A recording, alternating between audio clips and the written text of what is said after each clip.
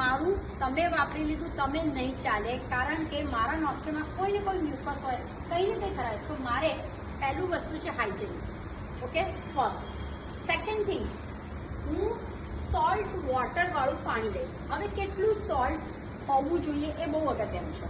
એક ધ્યાન રાખવાનું, સમુદ્રનું પાણી આપણે ટેસ્ટ કરેલું ને, તો સમુદ્રનું પાણી જેટલું સોલ્ટ હોય એટલું તમારે સોલ્ટ નાખવાનું, કે તમને ફીલ થવું જોઈએ it look like a C water feel થવું જોઈએ. થર્ડ, ગરમ કેટલું હોવું જોઈએ? Touch your Pinky finger in the water. જો તમારી પિંકી ફિંગરને ટચ થયું અને વોર્મ લાગ્યું તો સમજે દેટ્સ ઇનફ. બસ આટલી બે વસ્તુ તમારે ધ્યાન રાખવાની.